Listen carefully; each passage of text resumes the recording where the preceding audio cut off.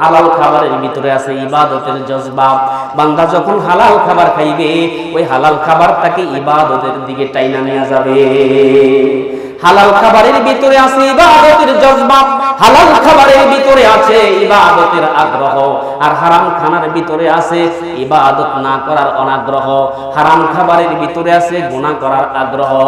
হারাম যত খাইবেন তত বেশি গুনাহ করতে মন চাইবে। এজন্য আল্লাহ রাসূল বলেছেন, তিন কাজ যে ব্যক্তি করবে দাখালাল জান্নাহ, সে জান্নাতে যাবে।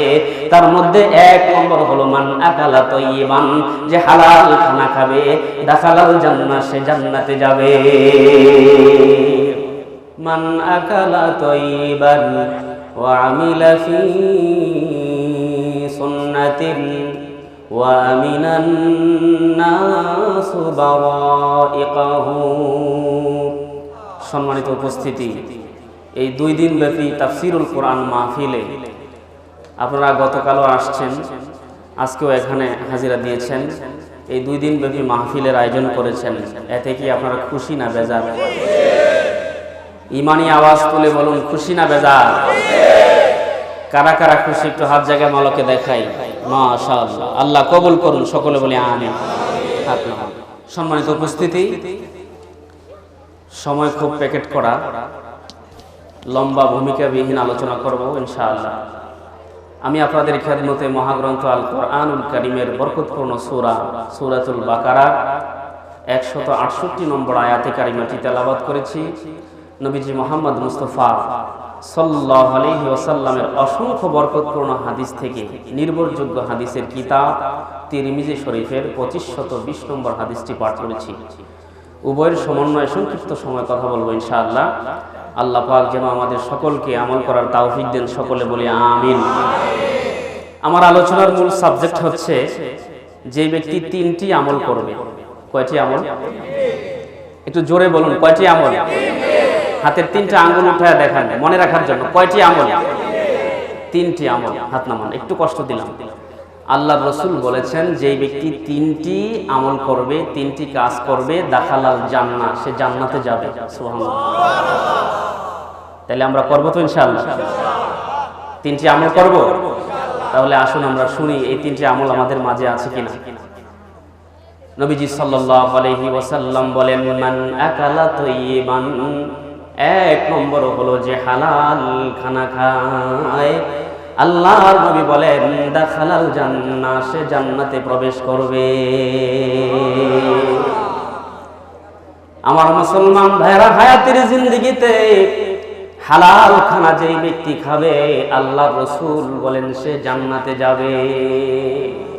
কারণ হালাল খানার জন্য রব্বুল ইজ্জাত ওয়াল জালাল সূরাতুল বাকারার 168 নম্বর আয়াতে গোটা মানব জাতিকে এই বিষয়ে ওয়াজ করে দিলেন, ইয়া আইয়ুহান নাস, হে মানব জাতি, কুলু মিম্মা ফিল আরদি হালালান তাইয়্যিবা, তোমরা জমিন থেকে পবিত্র হালাল বস্তু ভক্ষণ করো।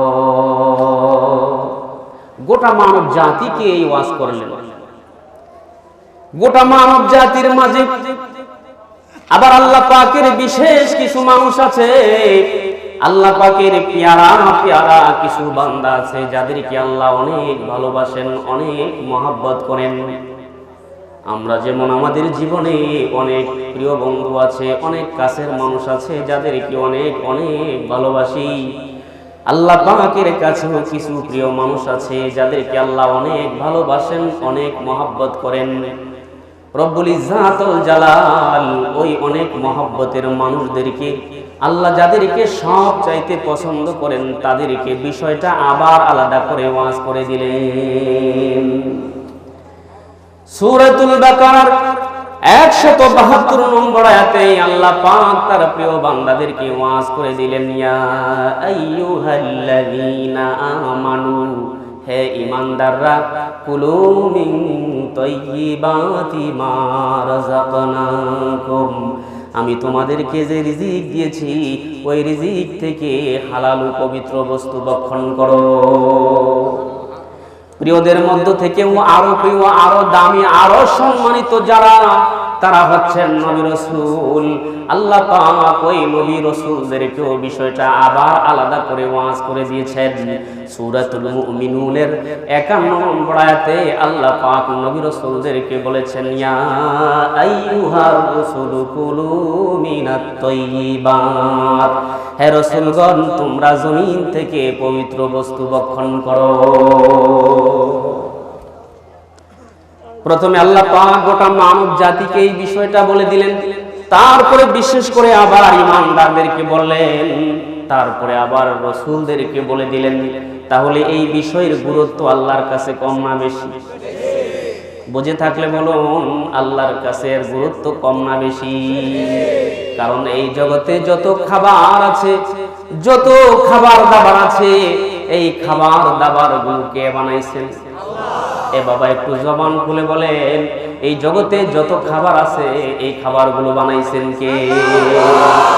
যিনি এই খাবারগুলো বানাইছেন ওই বানানেওয়ালাই জানে কোন খাবার খাইলে বান্দার কলব নষ্ট হবে, কোন খাবার খাইলে বান্দার লাঞ্চ নষ্ট হবে, কোন খাবার খাইলে বান্দার বিবেক নষ্ট হবে, কোন খাবার খাইলে বান্দার কিডনি নষ্ট হবে, কোন খাবার খাইলে বান্দার দুনিয়া নষ্ট হবে, কোন খাবার খাইলে বান্দার আখিরাত বরবাদ হবে, ওই মালিকই ভালো জানেন। কি বলুন ঠিক না বেঠিক? এজন্য আল্লাহ জাল্লা শানুহু সূরাতুল আরাফের 157 নম্বর আয়াতে পরিষ্কার বিষয়টা এইভাবে বলে দিয়েছেন, ওয়া ইউহিল্লু লাহুমুত তাইয়্যিবাত ওয়া ইউহাররিমু আলাইহিমুল খাবাইস। এই পৃথিবীতে যেই খাবারগুলো হারাম, যেই খাবারগুলো মানুষের কাজে আসবে না, যে খাবারগুলো খাইলে মানুষের ক্ষতি হবে, মানুষের হাড় নষ্ট হবে, কলব নষ্ট হবে, চক্ষু নষ্ট হবে, বিবেক নষ্ট হবে, দুনিয়া নষ্ট হবে, আখিরাত নষ্ট হবে, এমন হারাম খাবারগুলোকে, এমন জঘন্য খাবারগুলোকে আল্লাহ হারাম করেছেন, আর বাকি সব খাবার আল্লাহ হালাল করে দিয়েছেন। কি বলুন ঠিক কি ঠিক না?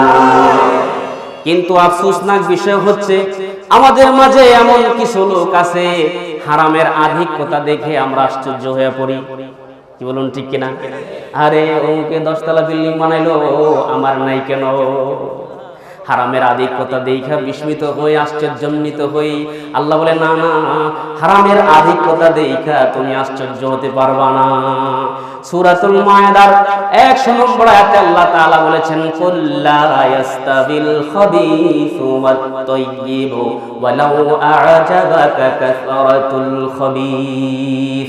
আল্লাহ বলেন, নবী আপনি বলে দেন, হালাল আর হারাম এক নয়, যদিও হারামের আধিক্যতা তোমাকে বিস্মিত করে তোলে।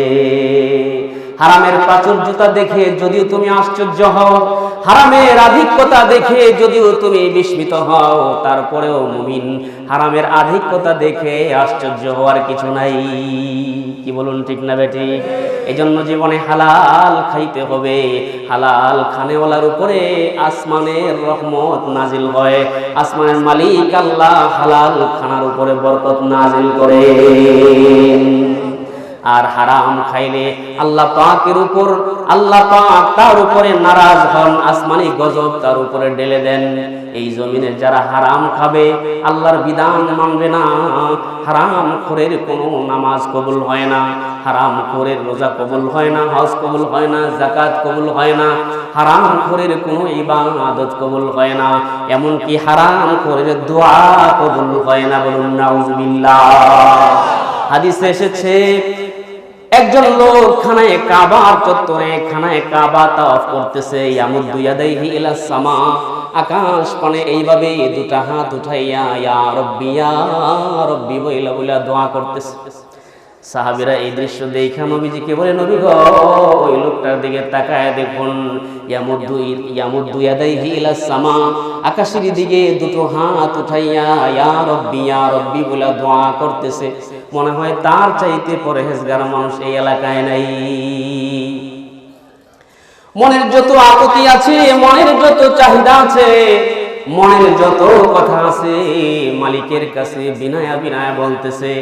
আল্লাহর নবী বলেন, সে হাত আকাশ পানে উঠাইয়া ইয়া রাব্বি বলে ডাকলে হবে কি?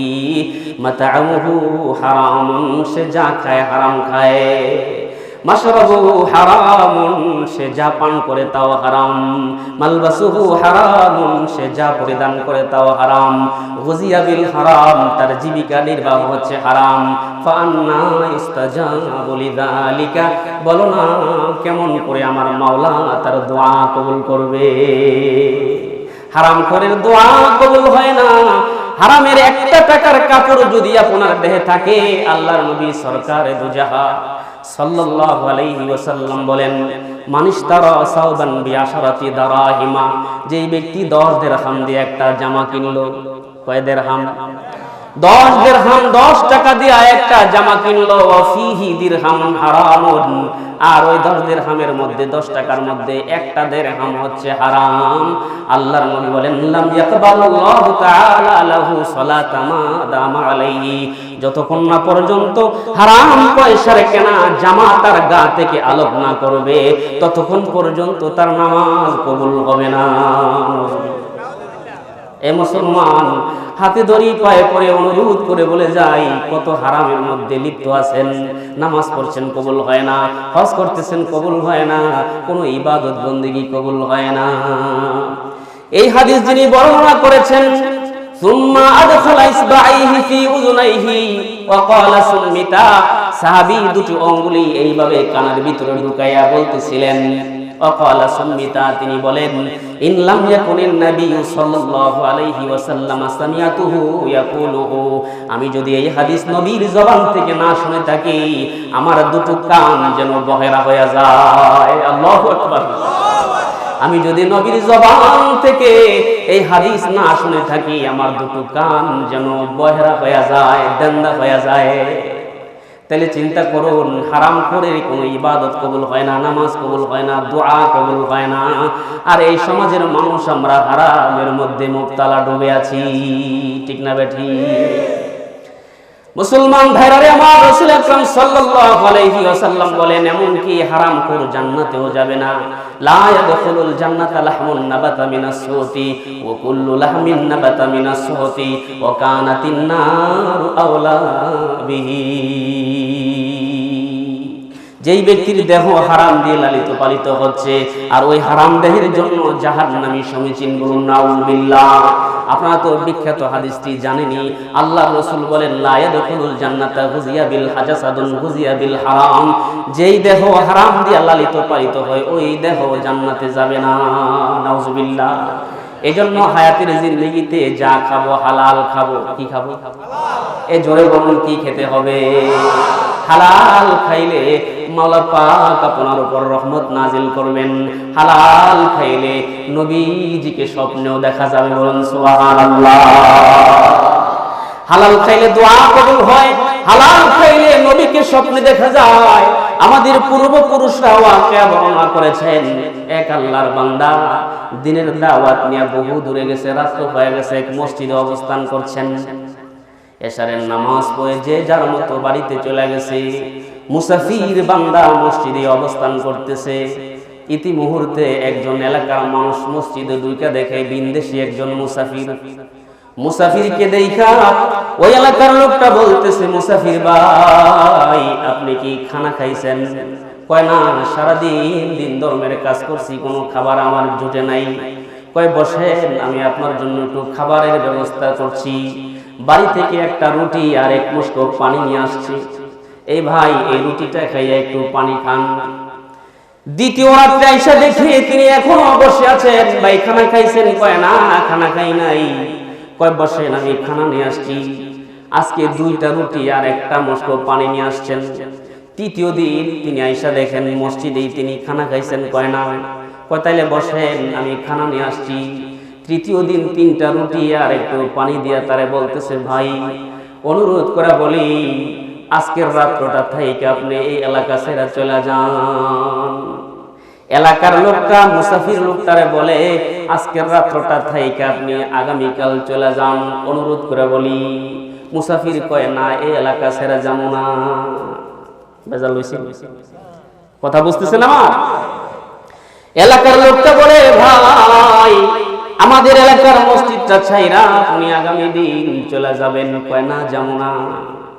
এই এলাকার লোকটা বলে চলে যান, আর তিনি বলে না যাবো না, এখন কম্প্রোমাইজ হওয়ার দরকার কিনা। কয় ভাই একটু বলবেন কি কেন আমারে যাইতে বলেন? কয় আপনি কেন যান না তা বলেন।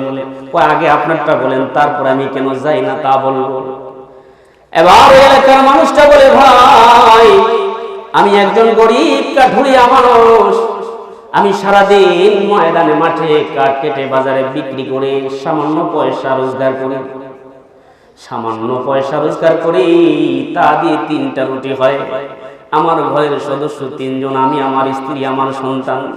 প্রথম দিন যখন তোমাকে মেহমানদারি করেছি আমার ভাগের রুটিটা দিছিলাম আর একটু পানি দিছি। দ্বিতীয় দিন আমার সন্তানের বুঝাইয়া আমার সন্তানের ভাগের রুটি আর আমার ভাগের রুটি, এই 2টা রুটি আর পানি দিয়া মেহমানদারি করছি। আজকে 3য় দিন বিবিরে বুঝাইয়া সন্তানরে বুঝাইয়া আমি নিজের রুটি, এই 3টা রুটি নিয়ে আসলাম। বলো না 3 দিন যাবত আমি অনাহার। 3 দিনের অনাহারে আমি আর সহ্য করতে পারি না, আমার শরীর আর চলে না। আমি আগামী দিন কি কাজ করব, কেমনে কাজ করব? আমি জীর্ণ শীর্ণ মানুষ, আমি দুর্বল হয়ে পড়েছি। এজন্য তোমাকে বলি মেহেরবানি করে আমার এলাকা ছাইরা চলে যাও, আর না গেলে তো মেহমানদারি করার জন্য আমার উপর দায়িত্ব। যেহেতু তুমি আমার এলাকায় আসছো, আমার কর্তব্য তোমার মেহমানদারি করা, কি বলেন ঠিক কিনা? এবার সেই বিদেশি মুসাফির বলে ভাই তুমি তো যাবার জন্য কারণ দর্শাইলা, আর আমি কেন তোমার মসজিদ ছেড়ে যাইতে চাই না তার কারণটা শোনো। তুমি যখন আমার একদিন 1 রুটি আর 1 মুষ্ক পানি খাওয়াইছ, তোমার শরীরের রক্তকে পানি কইরা হালাল ভাবে উপার্জন কইরা হালাল টাকার একটা রুটি যে রাতে খাইছিলাম, হালাল খানার তাসির এত ভাবে আমার উপরে পড়ছে, সারা রাত্র ব্যাপী মাওলা পাকের ইবাদত করেছি। আর ওই হালাল খানা খাইয়া যখন ঘুমাইছি, হালাল খানার প্রভাব তো এমন, ওই রাত্রে ঘুমের ঘরে আমি আল্লাহ রসুলকে একবার স্বপ্নে দেখে ফেলেছি। যেই ঘরের হালাল খানা খাইলে রসুল স্বপ্নে দেখা যায়, ওই ঘরের খানা নিয়ে আরেকটু বাহানা কইরা 2য় দিন খাওয়া যায়। এই জন্য আমি যাই নাই। 2য় দিন যখন তুমি আমাকে তোমার হালাল কামাইয়ের 2টা রুটি খাওয়াইছ, ওই দিন আমি আল্লাহ রসুলকে 2 বার স্বপ্নে দেখেছি। হালাল খাবারের মধ্যে বরকত আছে না নাই? এই জন্য হালাল খাইবেন, সন্তানদেরকে হালাল খাওয়াইবেন। নিজে হারাম খাচ্ছেন, সন্তান বিবি নিজের পরিবার পরিজনকে হারাম খাওয়াইয়া সবার কলব নষ্ট করে দিছেন। হালাল খাবারের ভিতরে আছে ইবাদতের জজবা। বান্দা যখন হালাল খাবার খাইবে, ওই হালাল খাবার তাকে ইবাদতের দিকে টাইনা নিয়ে যাবে। হালাল খাবারের ভিতরে আছে ইবাদতের জজবা, হালাল খাবারের ভিতরে আছে ইবাদতের আগ্রহ, আর হারাম খানার ভিতরে আছে ইবাদত না করার অনাগ্রহ। হারাম খাবারের ভিতরে আছে গুনাহ করার আগ্রহ। হারাম যত খাইবেন তত বেশি গুনাহ করতে মন চাইবে। এজন্য আল্লাহ রাসূল বলেছেন 3 কাজ যেই ব্যক্তি করবে দাখালাল জান্নাহ, সে জান্নাতে যাবে। তার মধ্যে 1 নম্বর হলো মান আকালা তাইয়িবান, যে হালাল খানা খাবে দাখালাল জান্নাহ, সে জান্নাতে যাবে। খাইব তো ইনশাআল্লাহ। 2 নম্বর আল্লাহ রাসূল বলেন ওয়া আমিলা ফি সুন্নাতিন, যে ব্যক্তি সুন্নাত অনুযায়ী আমল করবে দাখালাল জান্নাহ, ওই ব্যক্তিও জান্নাতে যাবে। আল্লাহু আকবার। কি অনুযায়ী আমল করবে? জোরে বলুন, কি অনুযায়ী? সুন্নাত অনুযায়ী আমল করবে, আল্লাহ রাসূল বলেন দাখালাল জান্নাহ, সে জান্নাতে যাবে। সুবহানাল্লাহ। আমার মুসলমান ভাইরা, জান্নাতে কতটুকু যাবে, কার সাথে যাবে? হাদিসে এসেছে মান আহাব্বা সুন্নতি ফাকাদ আহাব্বানি ওয়া মান আহাব্বানি কানা মাইয়া ফিল জান্নাহ।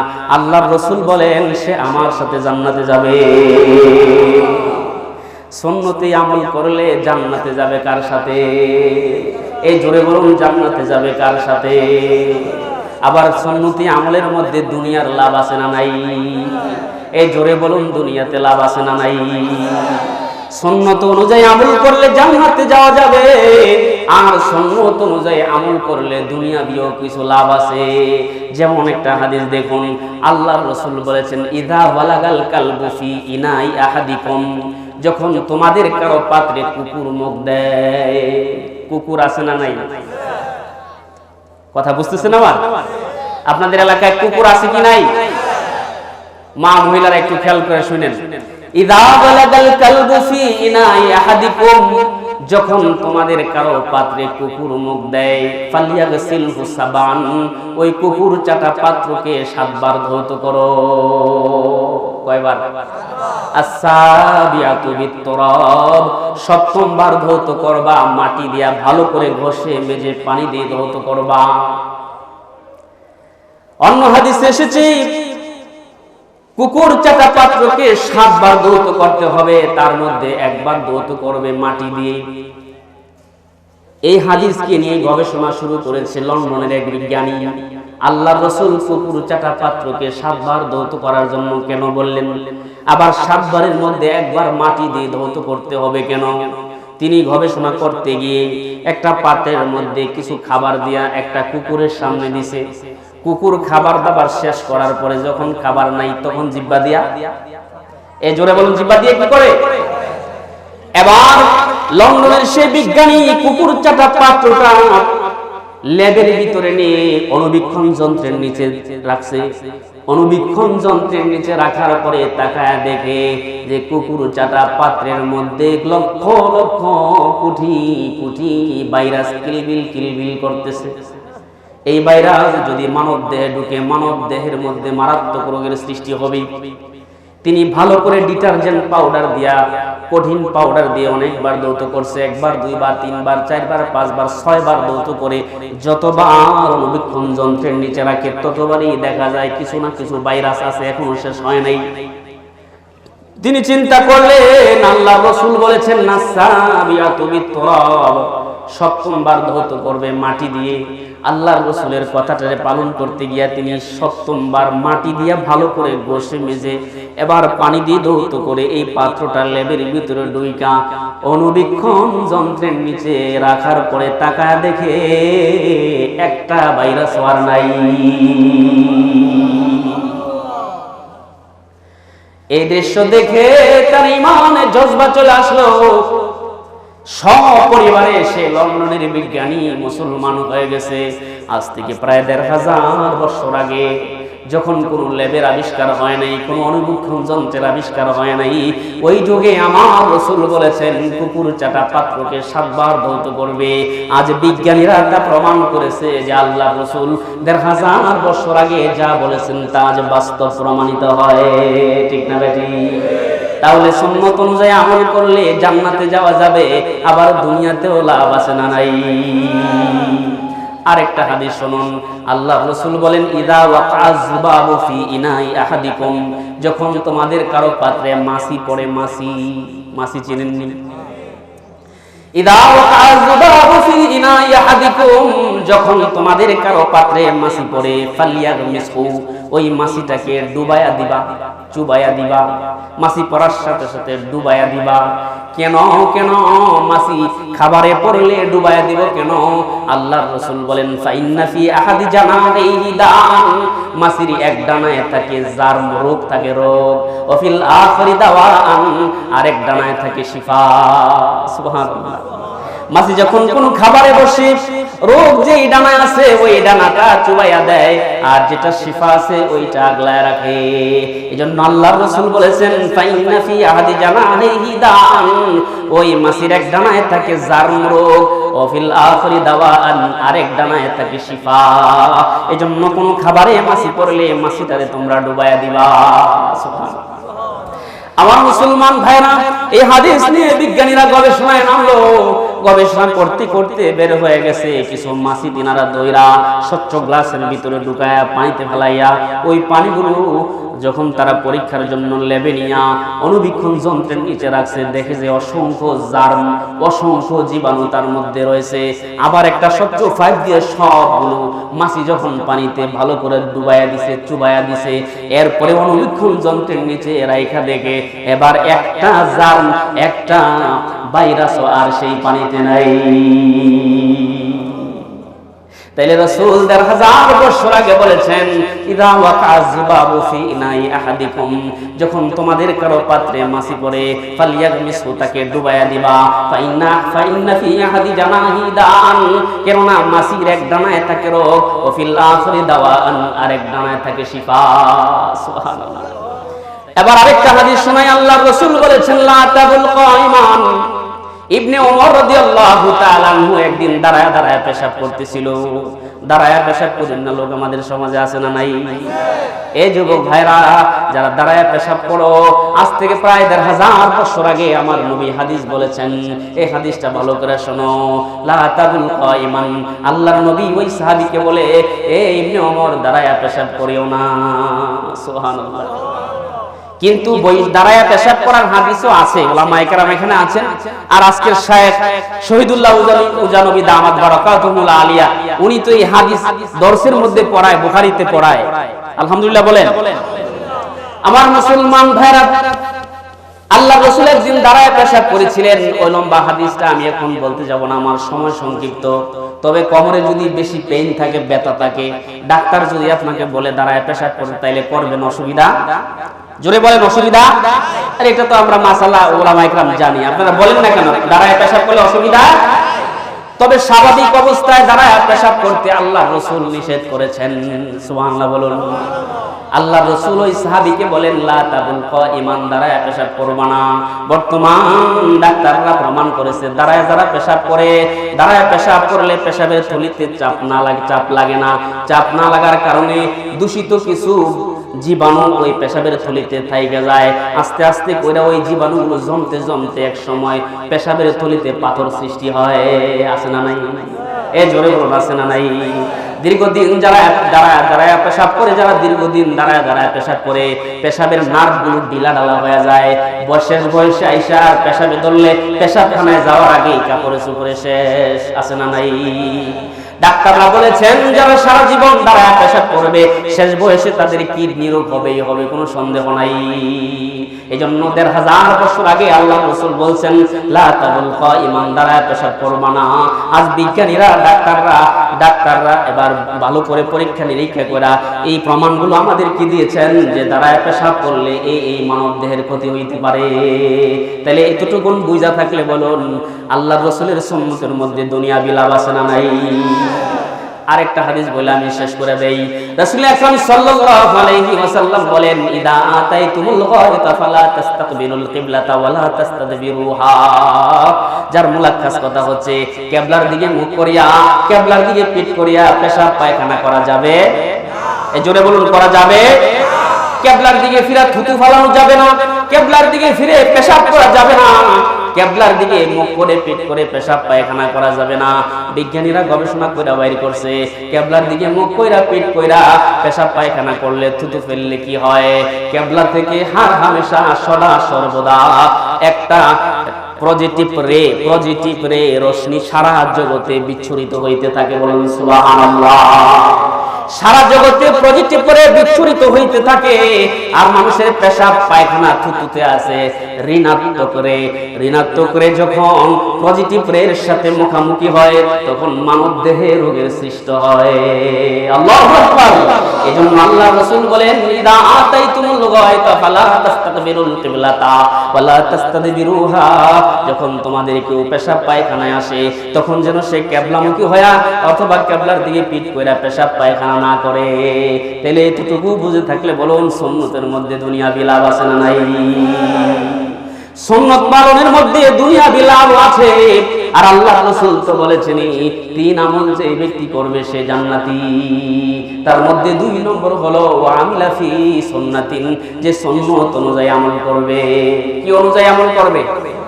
করব তো ইনশাআল্লাহ।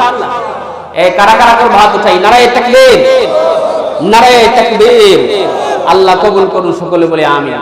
3 নম্বরে আল্লাহর রাসূল বলেছেন, ওয়া মিনান নাসি বাওয়াইকাহু, যার ক্ষতি থেকে তার আশেপাশের মানুষ নিরাপদ। ভালো করে বুঝেন, যার ক্ষতি থেকে তার প্রতিবেশী নিরাপদ, যার ক্ষতি থেকে, ক্ষয়ক্ষতি থেকে, যার জুলুম থেকে, যার নির্যাতন থেকে তার আশেপাশের মানুষ নিরাপদ, ওই মানুষ আল্লাহর জান্নাতে যাবে। আল্লাহু আকবার। হায় হায়, আমরা যে সমাজে বসতি করি, আমরা যে সমাজে বাস করি, আমাদের জ্বালা যন্ত্রণায় আমাদের সমাজের মানুষ অতিষ্ঠ। ঠিক না বেঠি? যারা সমাজের মানুষকে কষ্ট দেয়, যারা প্রতিবেশীকে কষ্ট দেয়, আল্লাহর নবী বলেছেন ওই লোকটা জান্নাতে যাবে না। কোথায় যাবে না? লা ইয়াদখুলুল জান্নাতা মান লা ইয়ামাউ জারুহু বাওয়াইকাহু। আল্লাহর নবী বলেন ওই ব্যক্তি জান্নাতে যাবে না যেই ব্যক্তি তার প্রতিবেশীকে কষ্ট দেয়, যার ক্ষতি থেকে তার প্রতিবেশী নিরাপদ না, যার ক্ষতি থেকে, যার অনিষ্টতা থেকে তার প্রতিবেশী নিরাপদ না, ওই ব্যক্তি আল্লাহর জান্নাতে যাবে না। আরে ভাই, নামাজ দিয়ে কি হবে? রোজা দিয়ে কি হবে? হজ যাকাত, তোমার যত নফল ইবাদত থাকুক না কেন, যত ইবাদতে তোমার আছে না কেন, তোমার দ্বারা যদি কোনো প্রতিবেশী কষ্ট পায়, তোমার দ্বারা যদি কোনো আশেপাশের মানুষ মনে কষ্ট পায়, দিলে আঘাত পায়, তোমার নামাজ রোজা কিচ্ছুই আল্লাহ কবুল করবে না। বিশ্বাস হয় কি হয় না? রাসূল আকরাম সাল্লাল্লাহু আলাইহি ওয়াসাল্লামের মাশহুর সাহাবী আন আবি হুরায়রা রাদিয়াল্লাহু তাআলা আনহু قال, আবু হুরায়রা রাদিয়াল্লাহু তাআলা আনহু বলেন, قال رجل يا رسول الله, এক ব্যক্তি আল্লাহর রাসূলকে প্রশ্ন করলেন, আন্না ফুলানাতান, নবী গো, আমাদের পাশের বাড়িতে একজন মহিলা আছে। পাশের বাড়িতে কি আছে? আন্না ফুলানাতান তুযকারু মিন কাসরাতি সালাতিহা ওয়া সিয়ামিহা ওয়া সাদাকাতিহা, তার অনেক নামাজ আছে, অনেক রোজা আছে, অনেক সাদাকা আছে, অগাইরা আর অনেক আমল টামল তার আছে, যা আমল সে করা দরকার সব আমল তার আছে। আন্নাহা জিরানিহা বিলিসানিহা, কিন্তু তার দ্বারা তার প্রতিবেশী তার জবান দিয়া কষ্ট পায়। ওই মহিলাটার ব্যাপারে কি বলেন ভালো করে বোঝেন। যার নামাজ আছে, যার অধিক রোজা আছে, যার সাদাকা আছে, অন্য আমলও আছে, কিন্তু ওই মহিলাটার জবান দিয়া আরেকটা মহিলারা কষ্ট পায়, তার প্রতিবেশীকে কষ্ট দেয়। আল্লাহর নবী বলেন ক্বালা হিয়া ফিন্নার, ওই মহিলাটা জাহান্নামে যাবে। নাউজুবিল্লাহ, জোরে বলুন নাউজুবিল্লাহ। তার নামাজ, তার রোজা, তার হজ, তার যাকাত, তার সাদাকা, তার কোনো আমল তাকে বাঁচাতে পারবে না, সে জাহান্নামে যাবে। অন্য একটি হাদিসে এসেছে, কোন মানুষ যদি তার প্রতিবেশীকে কষ্ট দেয়, তার ঈমানই থাকে না। কি থাকে না? আল্লাহ রাসূল বলেন ওয়াল্লাহি লা ইউমিন, আল্লাহর কসম ওই ব্যক্তির ঈমান নাই। ওয়াল্লাহি লা ইউমিন, আল্লাহর কসম ওই ব্যক্তির ঈমান নাই। ওয়াল্লাহি লা ইউমিন, আল্লাহর কসম ওই ব্যক্তির ঈমান নাই। তিনবার বলছেন। কিলা মান ইয়া রাসূলুল্লাহ, সাহাবায়ে কেরাম জানতে চাইলেন ওগো আল্লাহর নবী, কার ঈমান নাই? আল্লাহর নবী বলেন ক্বালা আল্লাযী লা ইয়ামানু জারুহু বাওয়াইকাহু, যার ক্ষতি থেকে, যার অনিষ্টতা থেকে তার প্রতিবেশী নিরাপদ না, যার ক্ষতি থেকে তার প্রতিবেশী মুক্ত না, ওই ব্যক্তির ঈমান নাই। নাউজুবিল্লাহ বলুন। এবার চিন্তা করুন কয়জনের ঈমান আছে? আমাদের জ্বালা যন্ত্রণায় আমাদের পাশের প্রতিবেশীরা জায়গা জমি বিক্রি করে অন্য এলাকায় যায় একটু শান্তির আশায়। ঠিক না বেঠি? কেন কেন? ও মুমিন, তুমি না নামাজি, তুমি না রমজান মাস আসলে রোজা রাখো, তুমি না হজ করো, তুমি না যাকাত দাও, তোমার কষ্টে তোমার প্রতিবেশী কেন দৌড়ায়? তোমার দেখলে কেন তোমার প্রতিবেশী পালায়? আল্লাহর নবী বলেন খায়রুল জিরানি ইনদাল্লাহি তাআলা, সর্বোত্তম প্রতিবেশী আল্লাহর নিকটে ওই ব্যক্তি, খায়রুহুম লিজারিহি, যেই ব্যক্তি তার প্রতিবেশীর নিকটে উত্তম। সুবহানাল্লাহ বলতে ইচ্ছে করে না? আরে ভাই, তুমি নিজে পেট ভরা খাইবা আর তোমার প্রতিবেশী না খায়া থাকবে, এটা কোনো ঈমানদারের কাজ হইতে পারে না, এটা কোনো মুমিন বান্দার কাজ হইতে পারে না। আল্লাহ রাসূল বলেন লাইসাল মুমিন, ওই ব্যক্তি মুমিন নয়, আল্লাযী ইয়াশবাউ, যেই ব্যক্তি পেট ভর্তি করে খাবে, ওয়া জারুহু জাইউন, আর তার প্রতিবেশী ক্ষুধার্ত অবস্থায় থাকবে। নিজে পেট ভরে খাবেন আর পাশের প্রতিবেশী ক্ষুধার জ্বালায়, ক্ষুধার যন্ত্রণায় মরবে, কষ্ট পাবে, ওই ব্যক্তি কোনোদিন মুমিন হতে পারে না। এজন্য প্রতিবেশীর দিকে সব সময় নজরদারি করতে হবে, কোনোদিন প্রতিবেশীকে কষ্ট দেওয়া যাবে না। এই জোরে বলুন, প্রতিবেশীকে কষ্ট দেওয়া যাবে না। আল্লাহ রাসূল আবু যর রাদিয়াল্লাহু তাআলা আনহুকে বলেন ইয়া আবা যাররিন ইযা তাওয়াক্তা মারিকাতান, ও আবু যর, তুমি যখন তরকারি পাকাও ফাকসির মাহা, ওই তরকারিতে বেশি করে জল দিও। বেশি করে জল দিলে কি তরকারি মজা হয় নাকি? এই জোরে বলেন, মজা হয়? আমার কথা বুঝেন তো আপনারা? আমার বাড়ি তো এই তো বাঞ্ছারামপুর ফেরিঘাট, করিকান্দি ফেরিঘাটের দক্ষিণের গ্রাম খাসনগর। আমার মুসলমান ভাইরা তরকারিতে বেশি করে জল দিলে তরকারি কিন্তু মজা পায় না, কি বলুন ঠিক কিনা? অথচ আল্লাহর রাসূল তার সাহাবীকে বলেন, ইয়া আবা আযারিন, হে আবু যর, ইদা তাবাক্তা মারিকাতান, যখন তুমি তরকারি পাকাবা ফাকসির মাহা, বেশি করে পানি দিবা। সাহাবীরা প্রশ্ন করেছেন, ওগো আল্লাহর রাসূল, কেন বেশি করে পানি দিব? আল্লাহর রাসূল বলেন, ওয়া তাআখাদ জিরানাকা, যাতে করে কিছু তরকারির ঝোল তোমার প্রতিবেশীর কাছে দিতে পারো। একটু তরকারির ঝোল যেন তোমার প্রতিবেশীকে দিতে পারো। হায়রে, দুঃখ রাখার জায়গা নাই। আজকে প্রতিবেশী কোথায় তালাশ করি? আম্মা জান আয়েশা রাদিয়াল্লাহু তাআলা আনহা, প্রতিবেশী কারে কয়, প্রতিবেশী কাকে বলে নবীরে জিজ্ঞাসা করছিল। আনা আয়েশা রাদিয়াল্লাহু তাআলা আনহা قالت, আম্মা জান আয়েশা রাদিয়াল্লাহু তাআলা আনহা বলেন, ইয়া রাসূলুল্লাহ, ওগো আল্লাহর নবী, ইন্নালি জারাইনি ফাইলাইহিমা হাদি, আমার দুইটা প্রতিবেশী আছে, আমি কোন প্রতিবেশীকে হাদিয়া দিব? আমার ঘরের একটু তরকারির ঝোল কোন ঘরে পাঠাবো? আল্লাহর নবী বলেন, ওরে আয়েশা, ওয়ালাইলা আকরাবিহিমা মিনকা বাবা, তোমার ঘরের দরজার সামনে যে ঘরটা পাও ওইটার ঘরে আগে পৌঁছাইবা। আজকে ঘরের সামনের ঘরে কলিমউদ্দিনের ঘরে দাওয়াত নাই, ওই শিবপুরের সলিমউদ্দিনের সপরিবারে দাওয়াত। এগুলো নাই আপনাদের দেশে? এর আমাদের দেশে আছে। প্রতিবেশীরা দাওয়াত পায় না, প্রতিবেশীর ছোট্ট বাচ্চা খানার জন্য কান্দে, মা বলে, বাসারে গরিব মানুষ, তারা দাওয়াত দেয় নাই, খাবারও তৈরি করতে পারবো না, সবর কর। আর আপনি ওই শিবপুরের সলিমউদ্দিনকে সপরিবারে দাওয়াত করে খাওয়াইলেন, প্রতিবেশীরা না খায় রইল, প্রতিবেশীর খবর নাই, আর আশেপাশের বন্ধু বান্ধব দিয়া বাড়ি ঘর করলেন। আপনি কয় নম্বর মুসলমান? একটু আজকে বালিশের সাথে মাথা লাগায় হিসাব রাখেন। অনুরোধ করে বলি যাই, ও মুসলমান ভাইরা, ও পর্দার আলের মা বোনেরা, কান পেতে শোনো, কান পেতে শোনো গো মা। আল্লাহর নবী নারীদেরকেও এই বিষয়ে ওয়াজ করছেন। কইতাম কষ্ট হইতেছে আপনাদের? এই বিষয়ে আমার নবী নারী সমাজকে ওয়াজ করছেন, ইয়া নিসাআল মুসলিমাত, হে মুসলিমা নারীরা, লা তাহকিরান্না জারাতুন লিজারাতিহা, তোমরা একজন মহিলা আরেকজন মহিলাকে তুচ্ছ তাচ্ছিল্য করিও না। তোর জামাই মুসি, তোর জামাই রিকশা চালায়, তোর জামাই এই সেই, এরকম আছে না নাই? লা তাহকিরান্না জারাতুন লিজারাতিহা, একজন মহিলা আরেকজনকে তুচ্ছ তাচ্ছিল্য করিও না। এই হাদিসের একটু সামনে আল্লাহর রাসূল বলেন, ওয়ালাউ ফিরসিনা শাতান, যদি একটা বকরির খুরও তোমারে হাদিয়া দেয়, একটা বকরির খুরও যদি তোমাকে হাদিয়া দেয়, ওইটাকে তুচ্ছ করিও না, তুচ্ছ জ্ঞান করিও না, তুচ্ছ বইলা গালমন্দ করো না। কারণ আমরা সমাজে এটা মনে করি যে সে খাইতে পারে না, এজন্য আমারে দিয়া গেছে, কি বলুন ঠিক না রাজি? আল্লাহর নবী বলেন, ওয়ালাউ ফিরসিনা শাতান, বকরির একটা খুরও যদি তোমাকে হাদিয়া দেয়, তারপরেও তুমি তোমার পার্শ্ববর্তী মহিলাকে তুচ্ছ তাচ্ছিল্য করিও না। আরে কেমনি বুঝাইবো? ও আমার মা মহিলারা শুনেন, আল্লাহর রাসূল বলেন, লা ইয়ামনাউ জারুন জারহু আইয়াগরিজা খাশাবাতান ফি জিদারিহি, কোন মহিলা যেন অপর মহিলাকে তার দেয়ালে লাকড়ি স্থাপন করতে নিষেধ না দেয়। সুবহানাল্লাহ। এই যে আসতেছে এরিয়ার বড় দানের দিন, কারো উঠান আছে কারো নাই, কি বলুন ঠিক কিনা? আপনাদের যাদের উঠান নাই তাদের খড়কুটাগুলো লাড়ার জন্য যাদের উঠান আছে তাদের উঠান ব্যবহার করতে হবে। আমার নবী 1000 বছর আগে বলেছেন, লা ইয়ামনাউ জারুন জারহু আইয়াগরিজা খাশাবাতান ফি জিদারিহি, কোন মহিলা যেন অপর কোন মহিলাকে তার উঠানে লাকড়ি স্থাপন করতে নিষেধ না দেয়। আল্লাহু আকবার।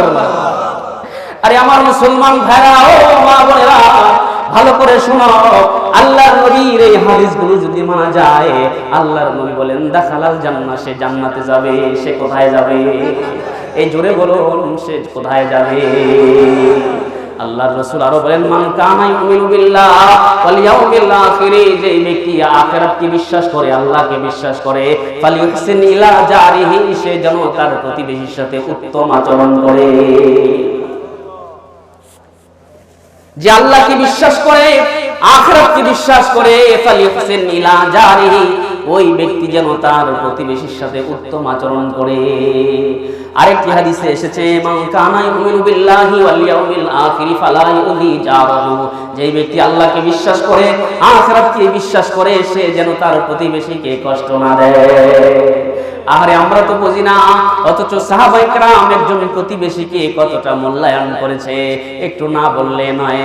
আল্লাহর রাসূল সরকারে দো জাহান সাল্লাল্লাহু আলাইহি ওয়াসাল্লাম যখন পৃথিবীতে ছিলেন না, সাহাবায়ে কেরাম এই দেশটা রাজত্ব করেছে। কি বলুন ঠিক কিনা? ফারুক আযম ওমর রাদিয়াল্লাহু তাআলা তখন রাষ্ট্রনায়ক ছিলেন। ওই রাষ্ট্রনায়ক থাকা অবস্থায় প্রধান বিচারপতি ছিলেন উবাই ইবনে কাব রাদিয়াল্লাহু তাআলা আনহু। সুপ্রিম কোর্টে উবাই ইবনে কাব রাদিয়াল্লাহু তাআলা আনহুর দরবারে একটা মামলা দায়ের হয়েছে।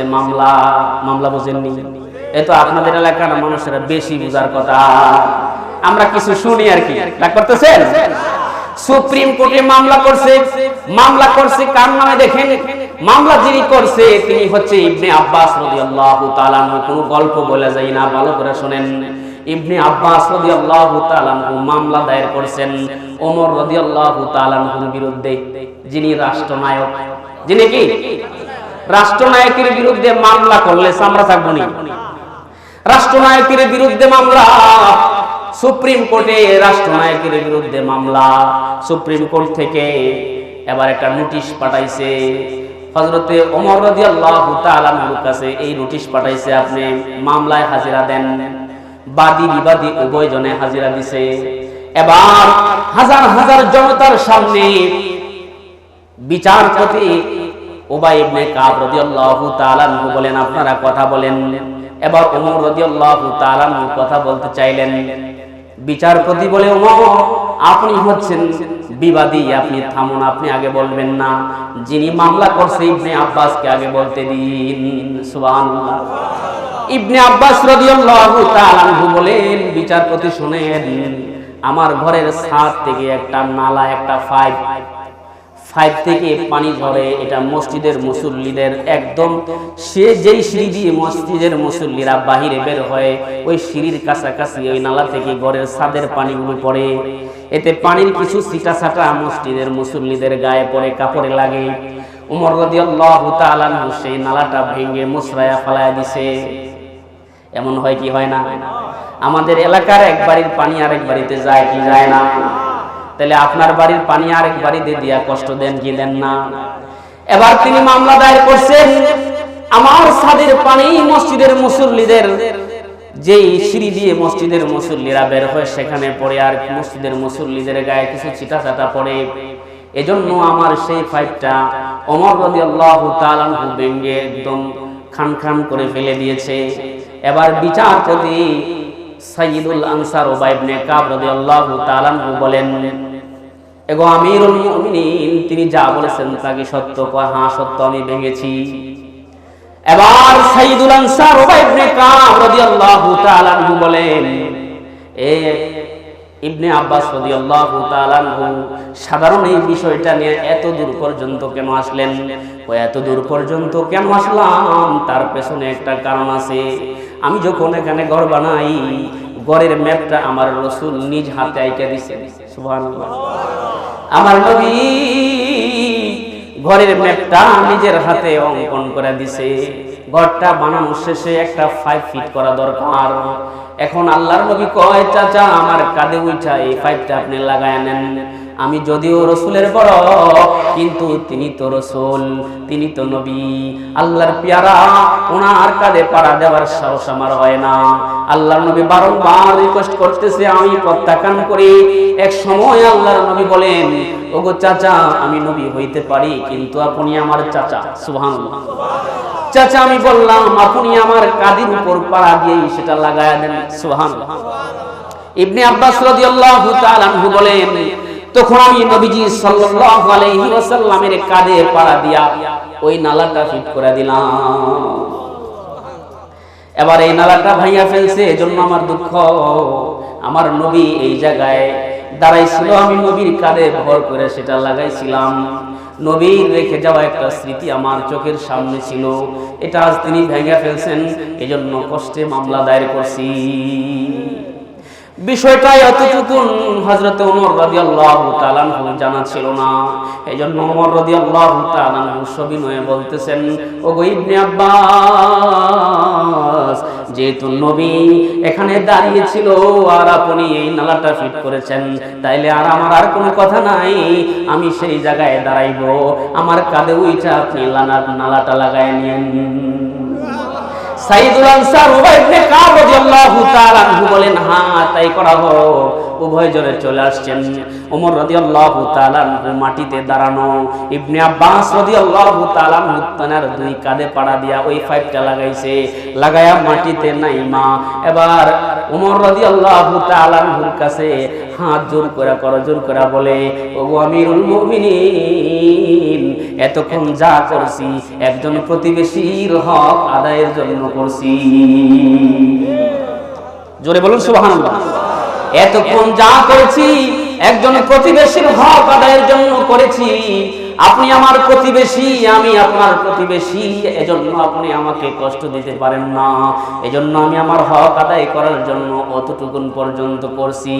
তবে আমার কথা হলো, আপনি এই পর্যন্ত আপনাকে যত কষ্ট দিছি আমারে মাফ করবেন। এই ঘর, এই ঘরের জমিন, এই জায়গা সব আমি মসজিদের নামে রক্ষ করে দিলাম। সব আমি আল্লাহর নামে, আল্লাহর হস্তে আল্লাহর ঘর মসজিদের জন্য দিয়া দিলাম। আর এতক্ষণ যা করছি প্রতিবেশীর হক আদায়ের জন্য করছি। ওই সাহাবায়ে কেরাম ছিলেন জ্বলন্ত নমুনা, জিন্দেগিতে কোনোদিন কোনো প্রতিবেশীকে কষ্ট দেয় না। আর আমাদের জ্বালা যন্ত্রণায় আমাদের প্রতিবেশীরা ঘর বাড়ি ছাইরা পালায়, ঠিক না বেটি? আইলে আল্লাহ রাসূল বলেন, তিন আমল যেই ব্যক্তি করবে সে কোথায় যাবে? এ জোরে বলুন, সে কোথায় যাবে? তার মধ্যে এক নম্বর হলো মান আকালা তাইয়িবান, যে হালাল খাবে সে জান্নাতে যাবে। দুই নম্বর হলো আমিলা ফি সুন্নাতিন, যে সুন্নাত অনুযায়ী আমল করবে সে জান্নাতে যাবে। তিন নম্বর হলো আমিনান নাসু বাওয়াইকাহু, যেই ব্যক্তির ক্ষতি থেকে তার প্রতিবেশীরা পাশের মানুষরা নিরাপদ, ওই ব্যক্তি জান্নাতে যাবে। জান্নাতে যাওয়ার দরকার আছে না নাই? ইচ্ছা আছে? কার কার ইচ্ছা আছে হাত জাগাই। নারায়ে তাকবীর, নারায়ে তাকবীর। আল্লাহ কবুল করুন, হাত নামান। আমার মুসলমান ভাইরা, অবশ্যই আমরা মরার পরে যেন জান্নাতে যাই এমন কিছু আমল আমাদের করতে হবে। কি বলুন, ঠিক কি ঠিক না? নইলে যেদিন আজরাইল আলাইহিস সালাম জান কবজ করতে চলে আসবে, আজরাইল আলাইহিস সালাম জান কবজ করার জন্য চলে আসবে, আশেপাশে সন্তান সন্ততি প্রাণের বিবি দাঁড়ায় থাকবে। আমার মুসলমান ভাইরা, আমরা সচক্ষে দেখেছি অনেক সময় মানুষের হাত পা নাড়ানো বন্ধ হয়ে যায়। কি বলুন, ঠিক না বেটি? এ জোরে বলুন, ঠিক না বেটি? যখন পা বন্ধ হয়ে যায়, হাত বন্ধ হয়ে যায়, হাত নড়াচড়া করে না, পা নড়াচড়া করে না, ওই মুহূর্তে একজন ফেরেশতা আইসা আপনার কানের গোড়ায় সংবাদ দেয়া যায়, এরে কলিমুদ্দিন, এই সপ্ত আকাশ জমিন তন্ন তন্ন করে তালাশ করলাম, এক ফোঁটা খাবার, এক লোকমা খাবার তোর জন্য পাইলাম না। অতএব তোর কানের গোড়ায় খবর দেয়া যায়, দুনিয়াতে আর কোনোদিন এক লোকমা খাবারও তোর জুটবে না। তখন দেখবেন লোকটার খাবার বন্ধ হয়ে যায়, ঠিক না বেটি?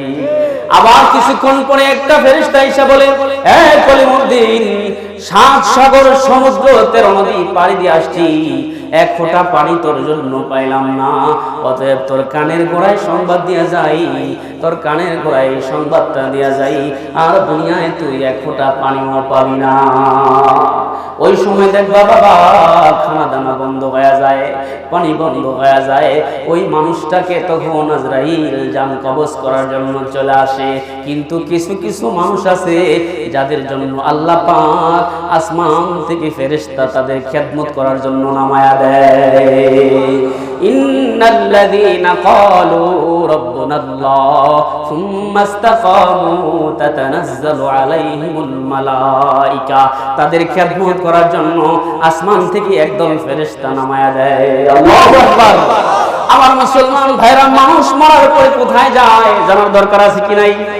ইমাম গাজ্জালী রাহমাতুল্লাহি আলাইহি বলেন আল্লাহ তাআলা তো কোরআনে বলেছেন প্রত্যেকটা প্রাণী মরণশীল মরতে হবে, কিন্তু তিনি এবার এই কথাটাকে এইভাবে বলেন মানুষ মরণশীল বটে, মানুষ ধ্বংস হয় না।